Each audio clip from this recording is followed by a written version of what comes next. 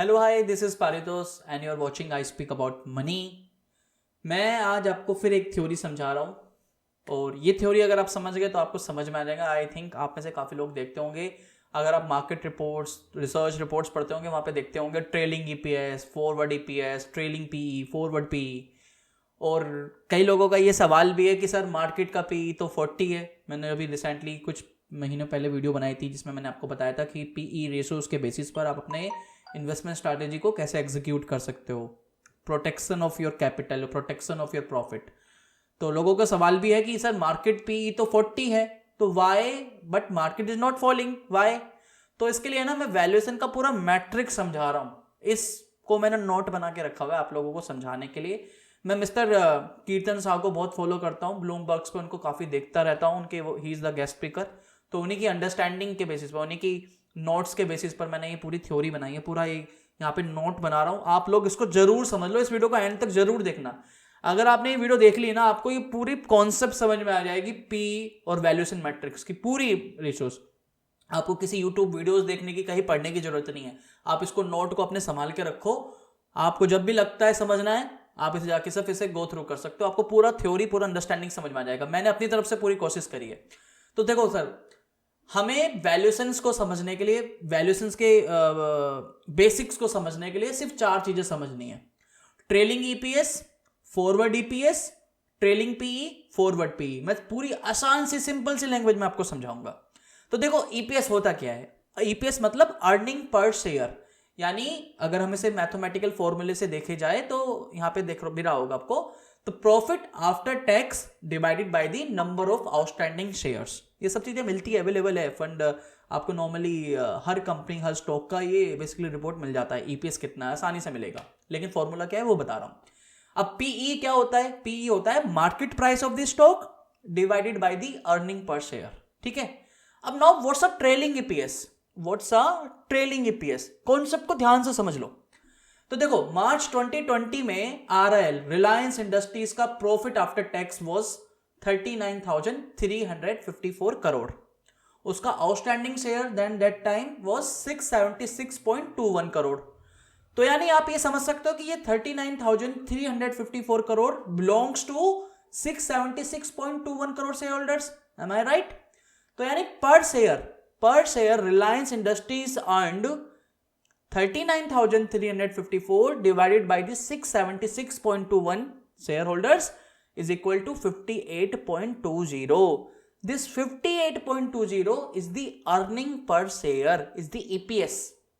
And because this is the past data, ऐसा मार्च में हो चुका है, ये पुरानी पास्ट डेटा है, पुराना प्रॉफिट एंड लॉस स्टेटमेंट है। तो this is why we call this trailing EPS, trailing earning per share. So इसका मतलब यह भी है कि आरआईएल अर्न्स 58.20, बट आप इसके लिए कितना पे कर रहे हो? 58.20 मल्टीप्लाई 33.16 इक्वल टू 1930, क्योंकि उस दिन स्टॉक का प्राइस, जिस दिन मैं निकाल रहा हूं डेटा, उस दिन स्टॉक का प्राइस है 1930 के आसपास का। तो 58.20 उसका अर्निंग पर शेयर है, लेकिन आप अपनी जेब से 33.16 पे कर रहे हो, तो इसका मतलब हुआ है 1930 आपका एग्जैक्ट प्राइस है। तो जो 33.16 है प्राइस, 33.16 जो मल्टीपल है, this is the price earning ratio. That means you paid 33.16 times extra to buy 1 share of Reliance Industries. यानी उसकी एक शेयर की अर्निंग थी 58.2 rupees, but because of some growth, because of the company's fundamental, जो भी reasons है, you paid 33.16 rupees multiple extra money for 1 share. तो this 33.16 is the price earning ratio. ठीक है। अब यहां पे जो हम EPS देख रहे हैं 58.20, this is the trailing EPS जो हो चुका है। तो this is the reason ये 33.16 भी आपका trailing price to earning ratio है। This is the trailing PE ratio. Now we can say that you will receive your investment back in 33.16 if the company earns consistently 58.20 per share. मतलब कहने का यह है कि सर अगर 33.16 PE ratio है तो हम इसको ये कह सकते हैं कि सर आपको लगभग 33 साल लगेंगे, 33 साल लगेंगे, लगभग 33 साल लगेंगे अपनी जो भी आपने इन्वेस्टमेंट्स लगाई है रिलायंस इंडस्ट्रीज में उसको वापस आने में, अगर Reliance industry consistently 58.20 rupees per share कमाती है। ठीक है, but what if the company earns more than 58.20 पर शेयर? मान लीजिए कंपनी की तो ग्रोथ होती रहेगी ना, नेक्स्ट ईयर कंपनी का अर्निंग पर शेयर बढ़ जाएगा तो ऑब्वियसली उसका पीई रेशियोज भी होगा। तो now let's assume that we are expecting that the company is expected to earn 20% more. मान लीजिए मैं ये मान रहा हूं कि यार नेक्स्ट ईयर रिलायंस इंडस्ट्रीज 20% की इसकी अर्निंग ग्रोथ होगी, इसकी अर्निंग्स 20% से बढ़ेगी, तो हमने ये मान लिया next year. So what you are assuming here, आपका क्या पर्सपेक्टिव होगा? आपका पर्सपेक्टिव ये होगा कि that from the next year perspective this PE is cheaper. कैसे? मतलब from the next year perspective जो ये पीई रेशो है, this is the 33.16 will become a cheaper. कैसे? तो सर ऐसे क्योंकि आपकी एक्सपेक्टेशन कितनी है ईपीएस की, अर्निंग पर शेयर की 70 रुपीज, लेकिन आज कितना पैसा पे कर रहे हो आप पे कर रहे हो 1930 rupees. 1930 divided by the 70 rupees, क्योंकि जो फ्यूचर ईपीएस है तो that is the 27.58 from the 33.16 that you see today.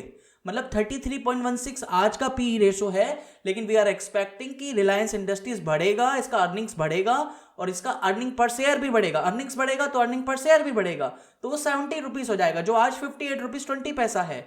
तो इसका मतलब जो आज हम पीई देख रहे हैं 33.16, वो फ्यूचर में इट विल बिकम अ 27.58। कहां से? 33.16 से। ठीक है, means that companies that are expecting to increase their earning in the next year will have lower PE। मतलब वो कंपनियां जिनका अर्निंग ग्रोथ आगे फ्यूचर में अच्छा है एंड वी आर एक्सपेक्टिंग इन कंपनीज की अर्निंग बढ़ेगी, उनके पीई रेशोस कम हो जाएंगे। तो 17 ईपीएस इज द फॉरवर्ड। तो जो यहाँ पे जो 70 ईपीएस है, क्योंकि हम फ्यूचर की बात कर रहे हैं, तो this is the forward EPS. और क्योंकि 70 ईपीएस के बेसिस पर हम आज पीई देख रहे हैं, तो जो कि 27.58 है, तो this is the forward PE ratio. Trailing और फॉरवर्ड का समझ में आ गया? ट्रेलिंग ईपीएस और फॉरवर्ड, ट्रेलिंग जो हो चुका है, फॉरवर्ड जो फ्यूचर में एक्सपेक्ट कर रहे हैं। अब देखो होता क्या है, जो जितनी भी अच्छी कंपनीज होती है, good company, HDFC, Reliance Industry और जो भी बाकी टॉप कंपनीज है, मार्केट पेनेट्रेटर, मार्केट डोमिनेंट करते हैं, these companies earn growth, their earning growth happens every year on year, every year होती है। So you are buying Reliance Industries at 33.16 PE today। आज आप Reliance Industries खरीद रहे हो जिसका PE रेशो 33.16 है। Assuming कि earning per share will move from 58 to 70 rupees. आपकी एक्सपेक्टेशन ये है कि इसका अर्निंग पर शेयर बढ़ेगा, 58 से 70 रुपीज हो जाएगा। तो from the next year perspective forward PE you are paying is only 27.58। मतलब आज उस कंपनी का कुछ भी रहने दीजिए पी, लेकिन अगर कंपनी का अर्निंग पर शेयर बढ़ने वाला है, we understand this, we are expecting 20% से ग्रोथ होने वाली है, अर्निंग पर शेयर बढ़ेगा, तो आज हम उसके लिए फॉरवर्ड पी पे कर रहे हैं। फॉरवर्ड पी वो कंपनी का फॉरवर्ड पी हमारे लिए है रिलायंस का 27.58। थोड़ा सा टेक्निकल हो सकता है, लेकिन कोई बात नहीं, आप इसको जब पूरे नोट को पढ़ोगे, बार बार समझोगे तो क्लैरिटी हो जाएगी। लेकिन मैं फिर भी बहुत आसान सी लैंग्वेज में समझाने की कोशिश कर रहा हूँ। नाउ अरे पूरा समझिए, क्योंकि इसमें ना मार्केट इकोनॉमिक्स भी, आपका पूरा निफ्टी भी डिपेंडेंट है, कैसे है वो बताऊंगा मैं अभी आपको। नाउ लाइक अ स्टॉक, जैसे कि आपका नॉर्मली जैसे हमने रिलायंस इंडस्ट्रीज की बात करी है, इसी तरीके से जैसे स्टॉक का पीई रेशो है, ईपीएस है, अर्निंग पर शेयर, इसी तरीके से इंडेक्स का भी होता है। इंडेक्स का भी अपना ट्रेलिंग पी होता है, इंडेक्स का पी, और इंडेक्स का भी ईपीएस होता है। तो इंडेक्स का आज निफ्टी का ट्रेलिंग पी लगभग 40 है, जो भी है, अभी मैं आपको बस एक एक्सपेक्टेशन दे रहा हूँ, लगभग 40 के आसपास है। निफ्टी ट्रेलिंग पी इज 40 और निफ्टी का trailing earning per share, trailing मतलब जो हो चुका है, अर्निंग पर शेयर इज 365। ये कैसे कैलकुलेट होगा? तो सर ये निफ्टी का कैसे कैलकुलेट होता है? रिलायंस इंडस्ट्रीज को तो हमने इंडिविजुअल देख लिया है, तो जो निफ्टी की 50 कंपनीज है उनका वेटेड एवरेज लिया जाता है, उनका वेटेड एवरेज पीई, उनका weighted average earning per share, तो उसके बेसिस पर आपका ये ट्रेलिंग पीई और ट्रेलिंग ईपीएस कैलकुलेट होता है। अब देखो प्रभुदास लीलाधर की भी नॉर्मली रिपोर्ट देखोगे तो मतलब ये नॉर्मली इस तरीके की आपने एनालिस्ट की थॉट प्रोसेस देखी होंगी जब आप न्यूज़ पढ़ते होंगे, देखते होंगे कि निफ्टी ईपीएस वो बोलते हैं Nifty EPS is estimated at 461.96 728 for financial 21, 22, 23. We now that estimate Nifty EPS growth of 5%. आप इस तरीके की चीजें देखते हो कि Nifty EPS is estimated 461, 616 and 723 financial 21, 22, 23. This is the forward. This is the forward EPS basically. तो Nifty forward EPS is expected to be 461.99. मतलब इस इनकी वर्डिंग्स का कहने का मतलब यह है कि Nifty forward EPS is expected to 461.9 for financial 21. Hence next year P is expected to be 31.61. अगर आज निफ्टी 14,600 है मान लीजिए, डिवाइडेड बाय दी 461.9 जो कि एनालिस्ट एक्सपेक्ट कर रहे हैं, तो यानी नेक्स्ट ईयर जो उसका पीई रेशो होगा जो आज 40 है, क्योंकि अगर ईपीएस बढ़ेगा तो पीई कम हो जाएगा, तो पीई आपका जो आज 40 है वो 31.61 हो जाएगा versus the current 40 PE we see today. तो ये हम ये कह सकते हैं कि Nifty is currently trading at 31.61 times 1 year forward EPS. मतलब 1 ईयर फॉरवर्ड ईपीएस पर निफ्टी आज 31.61 पर ट्रेड कर रहा है पीई रेशो. ठीक है, अब एक दूसरी रिपोर्ट पढ़ो यहां पे, मतलब ये भी Nifty EPS is estimated eight 461.969. ये अब निफ्टी ईपीएस है, नॉर्मली ये सब चीजें मैंने आपको बता दी है यहां पे. अब यहां पे देखो काफी नॉर्मली ये भी है कि Nifty financial year 2020 expected EPS is 1616. Hence financial 2022 PE is expected 23.7. मतलब हमने पहले 2021 का देखा, लेकिन फाइनेंशियल 2020 में ईपीएस एक्सपेक्ट कर रहे हैं एनालिस्ट 616 का, यानी 2022 के लिए जो पीई हो जाएगा दिस इज दी 23.70. 14,600 का current price divided by the forward EPS is divide by 616 is equal to 23.70. अब ऐसे ही निफ्टी का फाइनेंशियल ईयर 23 का एक्सपेक्टेशन कर रहे हैं 723.8, तो उसका फॉरवर्ड फाइनेंशियल ईयर 23 का जो पीई है, फॉरवर्ड पीई है, वो हो जाएगा 20.176. अब देखो 10 इयर्स का जो एवरेज है निफ्टी का पीई इज 19.89. हैंस जब हम when financial year 23 PE is expected to be 20.17, मतलब 2023 का पीई वी आर एक्सपेक्टिंग 20.17 आज के प्राइसेस के हिसाब से, जो कि 10 इयर्स का एवरेज है निफ्टी का 19.9. तो एनालिस्ट का कहने का मतलब से ये है कि Nifty is discounting financial year 23 earnings.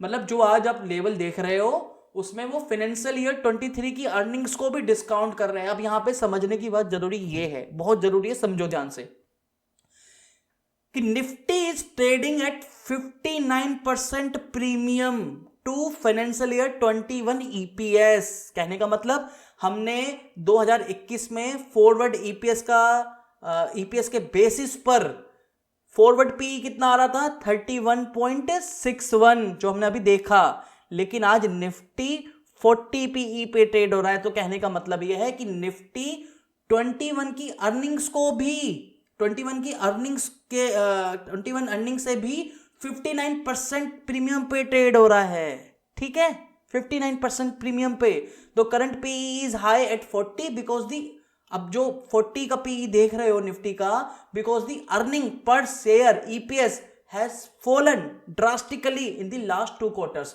मैंने एक बार कभी वीडियो में समझाया था कि नोमिनेटर बढ़े या तो प्राइस बढ़े या डेनोमिनेटर कम हो जाए, लेकिन हो क्या रहा है कि लास्ट कोविड-19 के सिचुएशन में ईपीएस अर्निंग पर शेयर गिरना शुरू हो गया था. लास्ट 2 क्वार्टर कंटिन्यूसली गिरा था, इसलिए ईपीएस का लेवल आज इसलिए है. हालांकि ईपीएस भी अब बढ़ने लग गया, लेकिन इतना रफली इतना ज्यादा नहीं बढ़ा जितना प्राइसेस बढ़ गए हैं. तो बट प्राइसेस हैव नॉट. तो आज देखो बात यह है कि आज द करंट पीई 40 है because EPS has fallen drastically in the last 2 quarters due to covid, but prices have not. तो इट कैन लुक चीपर, आपको ये चीपर दिखेगा. प्राइस टू अर्निंग रेशो जो आज 40 दिख रहा है ये चीपर दिखेगा अगर फ्यूचर में 2021 में 2022 में 2023 में अर्निंग्स पिकअप होती है, निफ्टी कंपनीज की अर्निंग पिकअप होती है. बट मान लो, व्हाट इमेजिन करो, अगर ये फ्यूचर फॉरवर्ड एक्सपेक्टेड ईपीएस जितने भी एनालिस्ट है, ट्रेडर्स है, जितने भी हैं, जहां से भी सुन रहे हो, रिसर्च रिपोर्ट्स पढ़ रहे हो, डज नॉट कम थ्रू, अगर ये फॉरवर्ड ईपीएस नहीं आता, फॉरवर्ड ईपीएस जो हम एक्सपेक्टिंग कर रहे नहीं होता, तो जो टुडे आज की जो रिलायंस इंडस्ट्रीज की प्राइस टू अर्निंग रेशियो मान लीजिए 33.16 है, बिकॉज हम यहाँ पे कंसिडर कर रहे हैं कि 58.20 ईपीएस आज का है, और हम ये एक्सपेक्ट कर रहे हैं कि 2021 में 70 रुपीज का ईपीएस हो जाएगा, तो फ्यूचर में फॉरवर्ड पी 27.5 हो जाएगी, 58 हो जाएगी। मान लीजिए अगर नेक्स्ट ईयर 2021 में 70 ना होकर ईपीएस 60 रह गई, तो सर इसका मतलब है कि आपकी ईपीएस अगर 60 हो गई तो आपका पी हो जाएगा 32.2, 19 जो आज की प्राइस है, आज के प्राइस से कैलकुलेट कर रहे हैं मैं, क्योंकि फॉरवर्ड पीई और फॉरवर्ड ईपीएस समझा रहा हूं आपको। तो 1930 डिवाइडेड बाय द 60, यानी जो आपने आज पैसा पे करा है, यानी वो 32.2 वर्सेस योर एक्सपेक्टेशन कितना था 27.58। हैंस इससे क्या होगा, it will suddenly start looking expensive again and might see selling pressure. मतलब अगर हमारी एक्सपेक्टेशन, फ्यूचर अर्निंग्स एक्सपेक्टेशन से पैरेलल नहीं आती है, तो हमें निफ्टी स्टॉक्स हमें एक्सपेंसिव दिखने लगेंगे, और वो एक सेलिंग प्रेशर क्रिएट करेगा सिस्टम में अक्रॉस द मार्केट। ठीक है, तो जो बेसिकली जितने भी टुडे आज स्टॉक्स आर गोइंग, जितने भी आज स्टॉक्स आज निफ्टी आपको अच्छा खासा जम दिख रहा है, मार्केट 50K पहुंच चुका है, this all thing happened because of the liquidity system में। लिक्विडिटी सिस्टम में बहुत ज्यादा क्रिएट की गई है। मैंने इस पर एक अलग से एक नोट वीडियो बनाई थी ना अभी रिसेंटली, जिसमें मैंने आपको बताया था कि डॉलर्स कम हो गया है एंड देन सिस्टम में लिक्विडिटी सिस्टम में ज्यादा है। तो कुछ टाइम्स देखो, all this thing happen because of the fueling liquidity, और साथ ही में डॉलर्स भी गिरा है। तो but some point earning will have to support the valuation. जितनी भी वैल्यूएशन आज आप मार्केट में देख रहे हो, इसको सपोर्ट करने के लिए ईपीएस को, अर्निंग पर शेयर को बढ़ना पड़ेगा, अर्निंग्स को बढ़ना पड़ेगा। अगर इफ डजंट, अर्निंग्स नहीं बढ़ती है कंपनीज की, तो P will start looking expensive and that can trigger market fall, that can trigger downside in the stock market। आप मेरी बात समझ गए हो? थोड़ा सा टेक्निकल है, I understand this thing, but इसको इससे ज़्यादा अच्छे से समझाना मेरे लिए मुश्किल था। मैंने फिर भी इसलिए नोट बना के रखा है, आपकी इन नोट को बार बार पढ़ोगे समझ में आएगा। तो कंक्लूजन सर ये है कि कीप एन आई, मतलब आने वाले टाइम पर जितनी भी अर्निंग रिपोर्ट्स आ रही है, कंपनीज की अर्निंग्स आ रही है, उन पर नज़र बना के रखो next 2-3 quarters, and because it is the most single factor to monitor कि हमारा स्टॉक्स का प्राइस, निफ्टी का प्राइस कहाँ जाने वाला है वंस ये जो लिक्विडिटी सिस्टम में बनी है, जब स्लो डाउन होती है, खत्म होती है, क्योंकि लिक्विडिटी सिस्टम में कंटिन्यू और कंसिस्टेंटली इसी तरीके से नहीं रहने वाली है, कभी ना कभी तो स्लो डाउन होगी। ठीक है, लिक्विडिटी सिस्टम से हटी, और अगर earning per share, earning support नहीं करती है सिस्टम को, स्टॉक्स को, वैल्यूएशंस को, तो मार्केट में ट्रिगर दिख सकता है नीचे का। यू अंडरस्टैंड मैं क्या बोलना चाह रहा हूँ। तो आज के लिए इतना ही था। इसको बार बार पढ़ो, ये पीडीएफ मैं नीचे डिस्क्रिप्शन में डाल दूंगा आप लोगों की रेफर करने के लिए। इसको बार बार पढ़ो, इसको अपने पास संभाल के रखो। ये पूरी थॉट प्रोसेस है कि किस तरीके से कि ये फॉरवर्ड ईपीएस और ट्रेलिंग ईपीएस और किस तरीके से मदद कर रही है, फंडा क्या है, ये पूरा समझ लीजिए आप। बस इतना ही था, और वीडियो पसंद आई तो प्लीज़ वीडियो को लाइक कर दीजिए। गाइस, मैं अपना टेलीग्राम चैनल और इंस्टाग्राम भी स्टार्ट कर दिया है। मैं उसका डिस्क्रिप्शन में नीचे लिंक दे दूंगा, और नीचे कमेंट में भी उसको पिन कर दूंगा।